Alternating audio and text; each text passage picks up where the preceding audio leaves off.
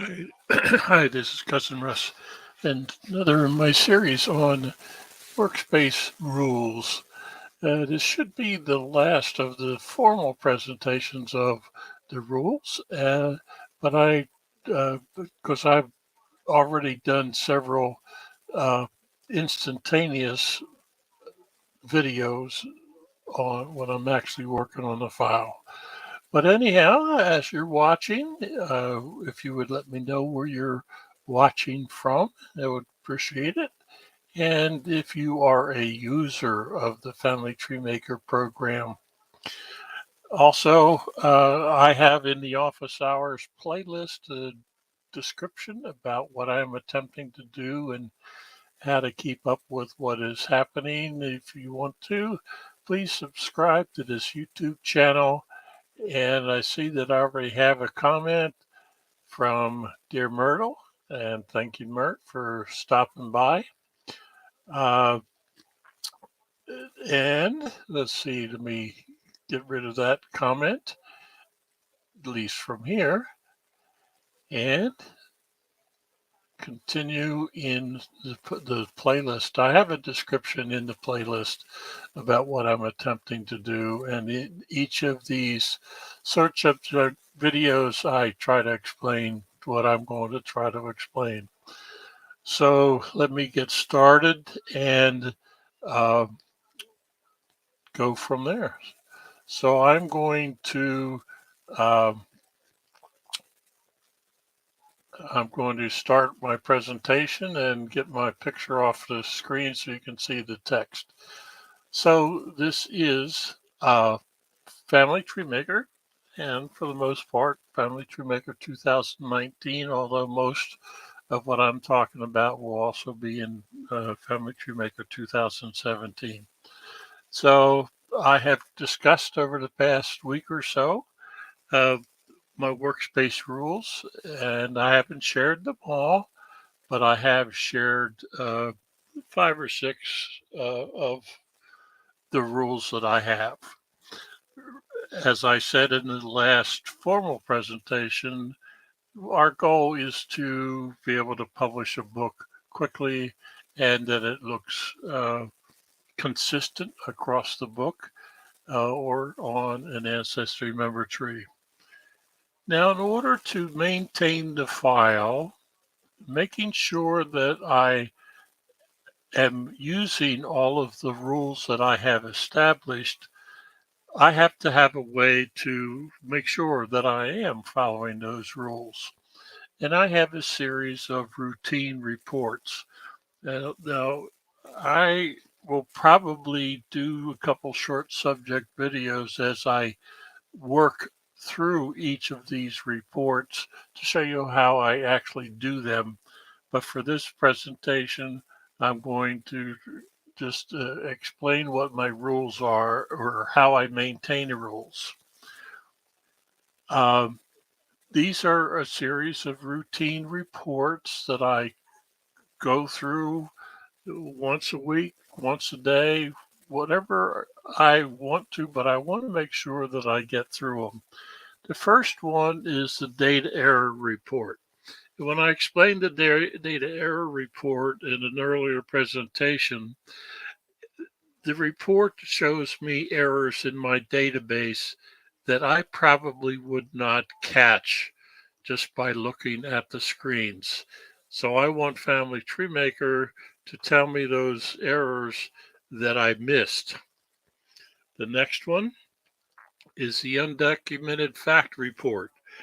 My goal is to have all the facts that I have in my database with a citation. Uh, and I saw that somebody else just joined. So if we would just in the chat, let me know where you're watching from. Dear Myrtle's watching from uh, somewhere in the state of Washington, and hopefully that her move is going as planned. I didn't say it was going to be easy, but as planned, and I'm sure it is. So the undocumented report doesn't, I don't go back and fix the errors, the undocumented facts as I go, but I want to make sure that it's obvious to me that the profile that I may be working on at the time has some undocumented facts. I have two places where I will see that, and I have explained that uh, when I went through my rules in the people workspace. The next one is unresolved place name report. And I think I did a short subject video on that very recently. Uh, and I want to make sure that my places are consistent, place names are consistent. When I create a book, as I mentioned earlier, that there is a place name index that is available as part of the book. I find that very helpful. I also demonstrated in the places workspace that if I select a cemetery, for example, the naming is consistent and I can see everybody who is buried there. The file that I demonstrated recently was a file that is not mine. I am working on it to bring it up to my standards. And there's a lot of place names that I am totally unfamiliar with. I'm not going to try to resolve them individually. I want to make sure that I know everyone who has a place name that needs to be resolved. And at times I will pick one of those place names and see if I can't resolve it. For an example, one that I did before I started the show that uh, uh, that the place name, in fact, was an incorporated place, meaning that it may not be on the place name authority, which I use.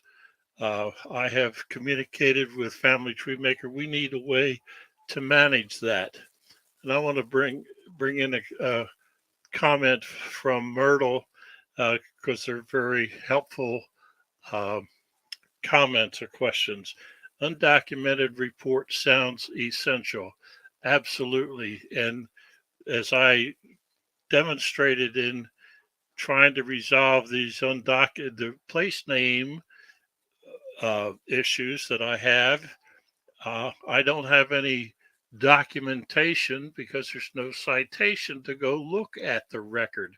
The only way I'm going to resolve some of these place names is look at the record, not trying to make something up. Um, she also says, you mean like USA versus United States? Absolutely, because they will not uh, end up in the index correctly. Uh, Family Tree Maker uses USA, not United States. So the appropriate place name is USA. So I'll take that and proceed on. The next report that I do is to get at that birth, marriage, and death date issue that I talked about in the rules. I do not like to see in the birth, marriage, and death facts just the year. I will put the word about, meaning that I don't know the exact date. It's very helpful to me to see the about word about, and hopefully that someone looking at my data would see the word about and know that I don't have the actual date. To me, it's plus or minus 18 months out of the gate. And, but I always use the word about. I have a routine report, a saved report in the published workspace just for the marriage death date, just for the birth date, just for the death date. And I'm only looking for the word about. The next one is color coding, really, but it is a way that I verify that I have identified all of my direct line ancestors of my four grandparents. They each will have a different color. I want to make sure that I have everybody identified in the direct lines for my four grandparents. And I want to make sure that I don't have somebody color coded who's not a direct line. Very helpful to me. Uh, so I have a routine report that I run to make sure that I have identified my direct line ancestors. The next one is end of line ancestors. Now, I have a number of blog posts on each of these items on my blog, and the blog is in under the screen that you're looking at, where it is ftmuser.blogspot.com. But the end of line ancestor for me is a visual that I don't have any records of someone past that end of line. There's an icon that I created that is in my database that I make sure that it's on in the line. Now I keep trying to push those ancestors back, but at least I know where they are.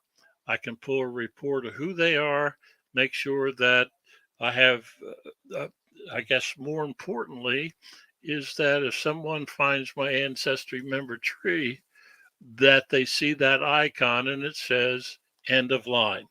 So it's my end of line, direct line indication in my database and on ancestry member tree that I have an end of line ancestor that I need to push that back another generation if I'm able.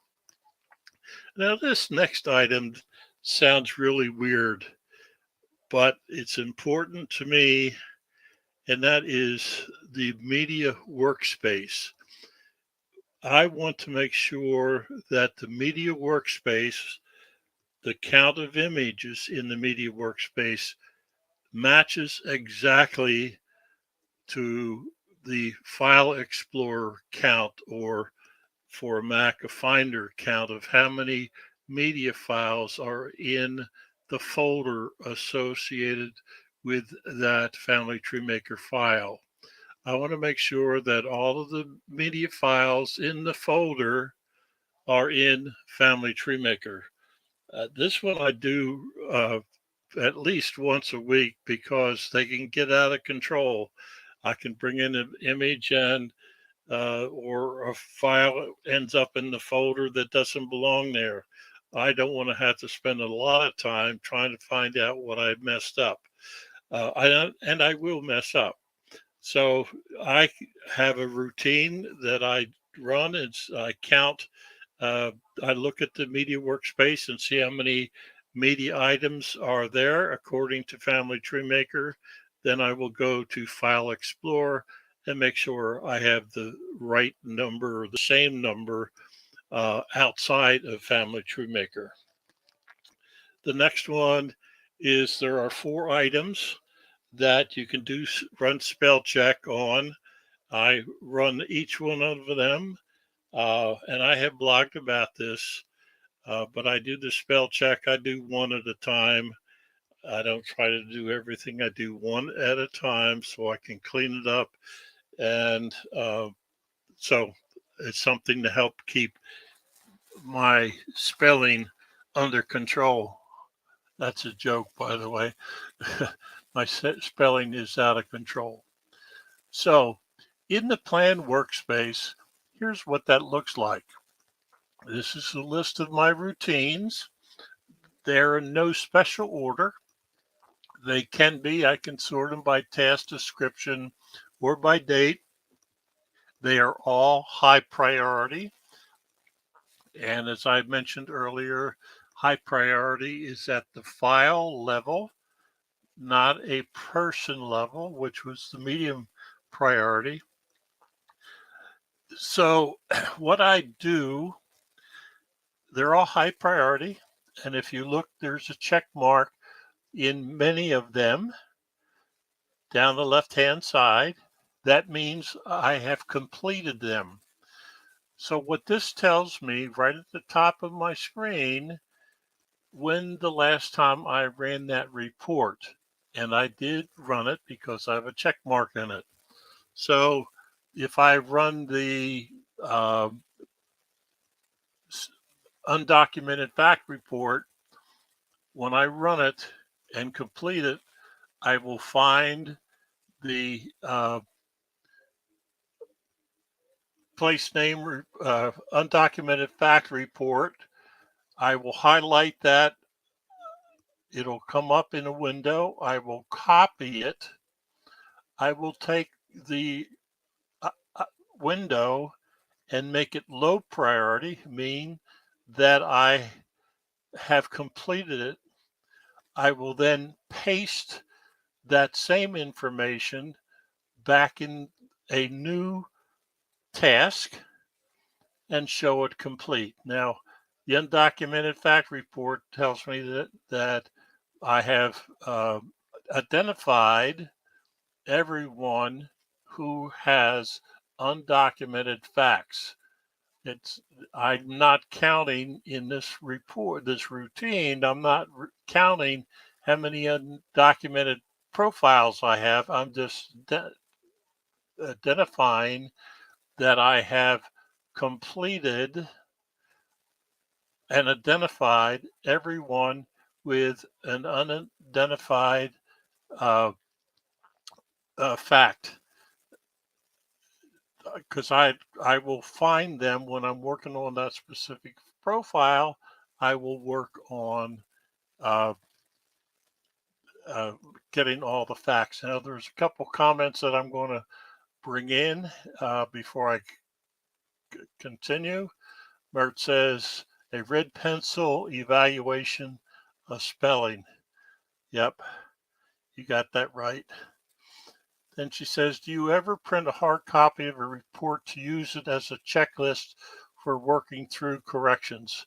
I do not, because I do everything in the people workspace person view, and that checklist, the to-do list is staring me in the face. That's why I do all of my work in the people workspace, the person view.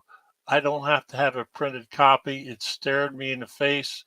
If I want to focus on, let's say, the place name report that I talked about earlier, I can start it from the places, the plan workspace where this screen came from, and I can click on one and go to it and go to um, the appropriate person and then make any corrections. So I do not, I do all this extra work so that I don't have to print stuff.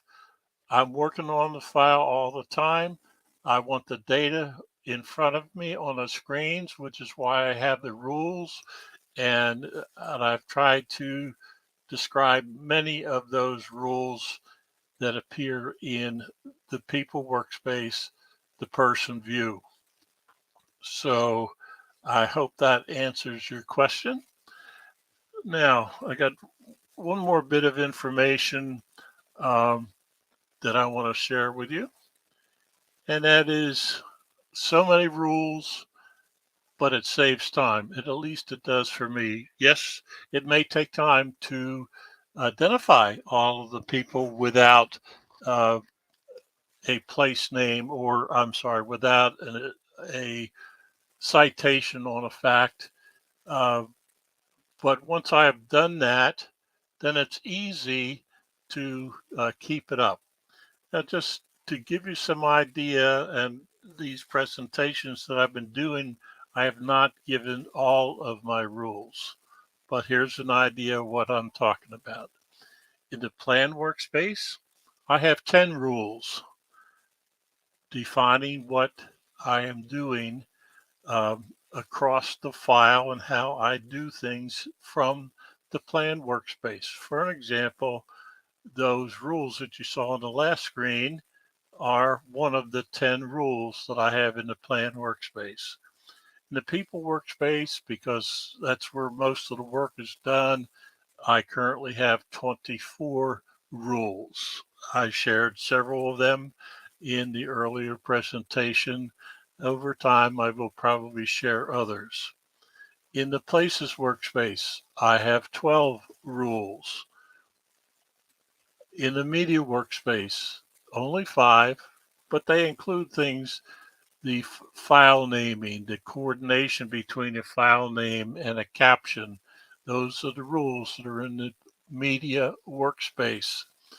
In the Sources workspace, only 2, and the the two main ones are to uh, do a web merge, and I demonstrated why that's important. And the second rule is to move the generic citation into a source template feature of Family Tree Maker. In the Publish workspace, I have 4 rules, things like every report will have a header, a footer. The footer will include the page number, and it will include the date of the printing. The web search workspace, there are 2 rules, and I talked about them when I talked about the web search workspace. As I mentioned in the plan workspace when I started, I made room for rules for a specific file. Uh, each of these workspaces has a different number. As I talked about early on, like the plan workspace, the numbers start with 000 and will go up to 099, but it's only using 10 at the moment. So the people workspace are 100 series. The file specific rules are the 700 series. So as I work on a file, I may have some files that are unique for that file. Now, the ones above that, I have created a file that has just the rules in it. And I demonstrated early on how I merge that file with just the rules into the working file. But what's important to me that as I go through, I may identify a specific thing, whatever that might be, in the file that I'm working on that may not be appropriate in other files. So I have room uh, and a place where I can put the rules for that specific file.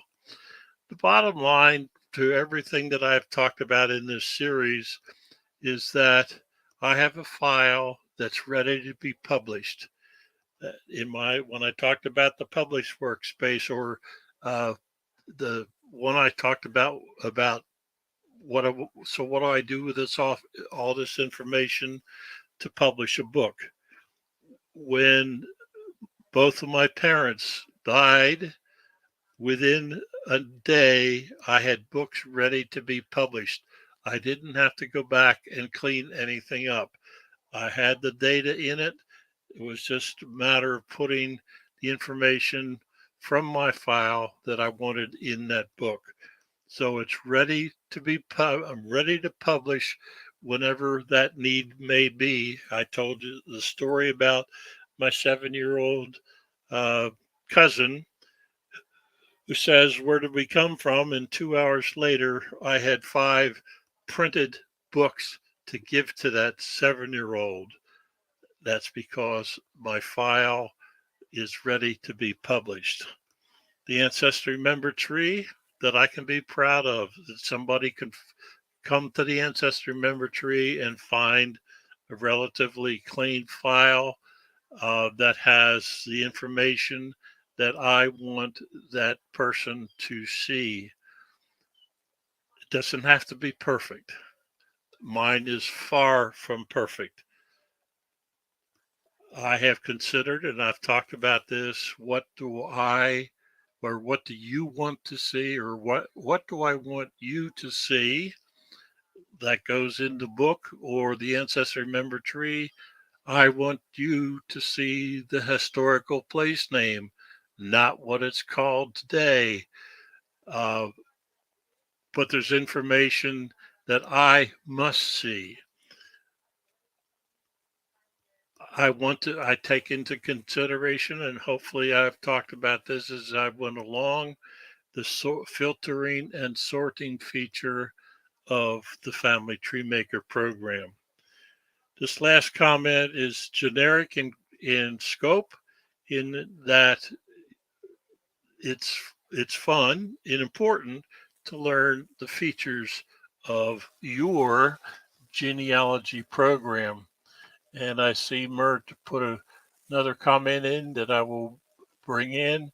I tend to print a copy so the pages are on my keyboard, reminded me to turn on the computer and get to work. Yep, absolutely.